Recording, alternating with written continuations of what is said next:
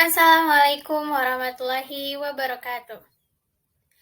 Saya Nur Habibah dengan NIM 112104400059. Saya dari Prodi Hukum Keluarga semester 2 kelas B. Nah, dalam kesempatan ini saya akan membahas tentang materi dari mata kuliah Pengantar Hukum Indonesia yang diampu oleh Bapak Nur Habibi MH.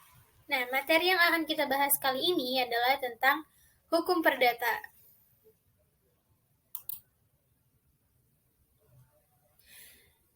Sri Sudewi Masyon Sofwan mendefinisikan hukum perdata ialah hukum yang mengatur kepentingan antara warga negara yang satu dengan warga negara yang lain.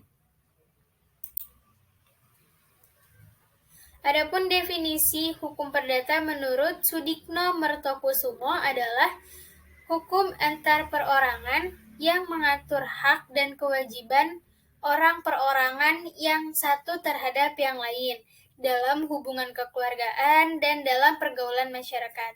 Pelaksanaannya diserahkan masing-masing pihak. Nah, kalimat perdata itu lazimnya digunakan sebagai lawan kata dari kata pidana. Nah, tapi hukum perdata terkadang ada juga orang-orang yang menyebut hukum perdata itu sebagai hukum sipil. Akan tetapi, lazimnya sipil itu merupakan lawan kata dari militer. Sehingga penggunaan kata yang lebih tepat untuk menyebut hukum ini adalah hukum perdata, bukan hukum sipil. Nah, selanjutnya hukum perdata bisa dibedakan menjadi hukum formil dan juga hukum material. Nah, hukum perdata formil adalah aturan-aturan hukum yang mengatur bagaimana caranya melaksanakan serta mempertahankan hak-hak dan kewajiban-kewajiban perdata atau hukum perdata material. Misalnya seperti hukum acara perdata. Nah, kalau misalnya hukum perdana material itu adalah aturan-aturan hukum yang mengatur hak-hak dan kewajiban perdata. Misalnya hukum dagang, hukum perkawinan, hukum waris, hukum perjanjian, dan juga hukum adat. Selanjutnya hukum perdata juga bisa dibedakan dari pengertian atau arti luasnya dan juga arti sempitnya. Nah, hukum perdata dalam arti luas itu meliputi seluruh peraturan-peraturan yang terdapat dalam KUH Perdata, KUHD, beserta peraturan-peraturan lainnya. Seperti hukum agraria, hukum adat, terus hukum Islam, lalu ada hukum perburuan, dan segala macam. Selanjutnya, hukum perdata dalam arti sempit. Nah, hukum perdata dalam arti sempit itu meliputi seluruh peraturan-peraturan yang terdapat dalam KUH Perdata aja.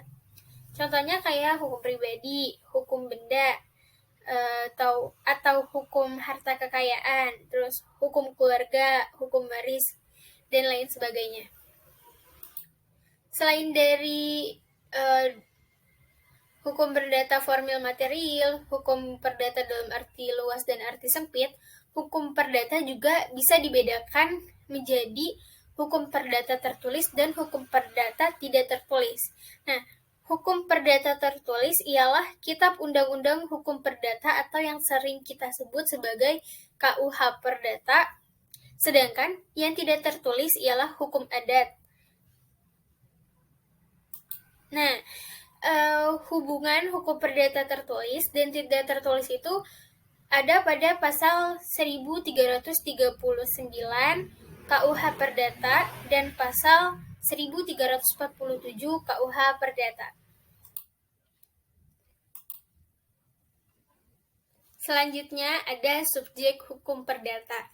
Nah, yang menjadi subjek hukum perdata itu hanya dua, yaitu manusia dan badan hukum.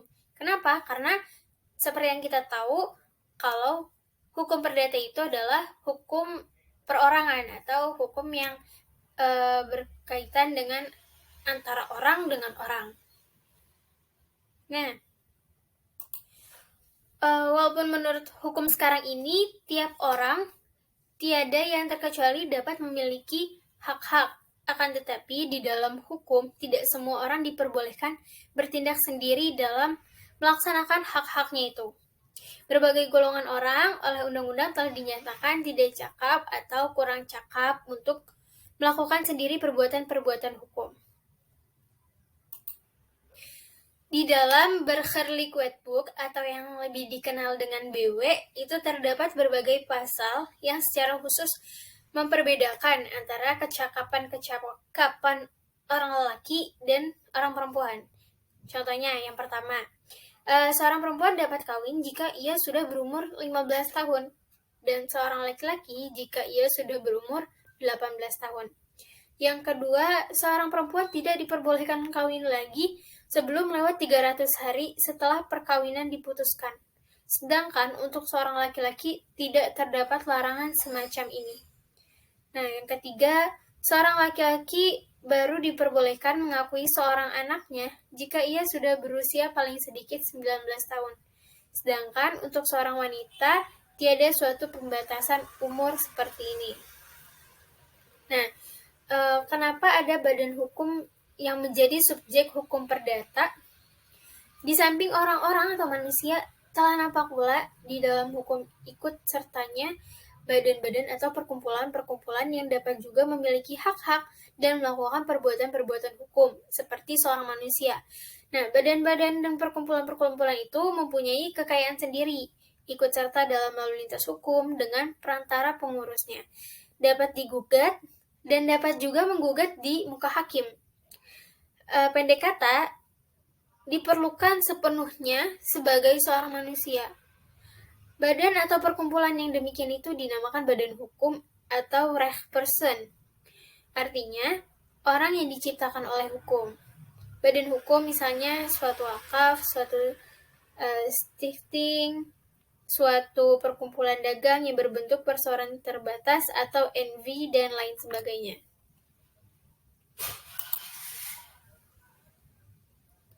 Nah, selanjutnya ada sistematika hukum perdata. Sistematika hukum perdata dibagi menjadi dua, yaitu menurut ilmu pengetahuan dan menurut pembentuk undang-undang. Kalau menurut ilmu pengetahuan, hukum perdata menurut ilmu hukum sekarang ini atau ilmu pengetahuan lazim dibagi menjadi 4 bagian, yaitu hukum orang, hukum keluarga, hukum harta kekayaan, serta hukum waris. Nah, sedangkan hukum perdata menurut pembentuk undang-undang itu dibagi menjadi 4 buku. Buku ke-1 berisi tentang orang, buku kedua berisi tentang kebendaan, buku ketiga berisi tentang perikatan, buku keempat berisi tentang pembuktian dan kadaluarsa. Selanjutnya ada praktek hukum perdata. Nah, banyak anak yang terlahir dari pernikahan di bawah tangan. Pernikahan ini bukanlah pernikahan yang sah di mata hukum negara karena tidak adanya bukti pencatatan yang dapat membuktikan pernikahan tersebut. Hal ini berimbas kepada masa depan anak tersebut karena ketika ia lahir, ia tidak memiliki akta kelahiran yang mana pembuatannya membutuhkan buku nikah kedua orang tua. Sedangkan memiliki kartu identitas berupa akta kelahiran merupakan hak dari anak tersebut sebagaimana yang disebutkan dalam pasal 5 Undang-Undang Nomor 23 Tahun 2002 tentang Perlindungan Anak. Anak tersebut bisa dibuatkan akta kelahiran tanpa perlu surat nikah orang tuanya, tetapi cukup KTP sang ibu atau kartu tanda penduduk sang ibu. Akan tetapi, si anak akan hanya memiliki hubungan hukum dengan sang ibu karena dianggap lahir di luar pernikahan yang sah. Dengan demikian, jika tidak mau hal itu terjadi, kedua orang tuanya bisa melakukan isbat nikah di pengadilan agama setempat. Nah, kenapa kasus ini itu bisa dimasukkan ke dalam praktek hukum perdata karena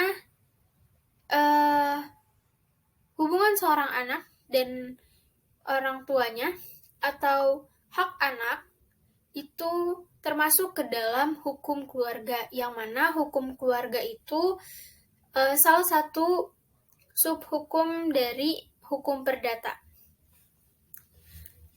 Mungkin itu saja dari saya. Kurang lebihnya mohon maaf.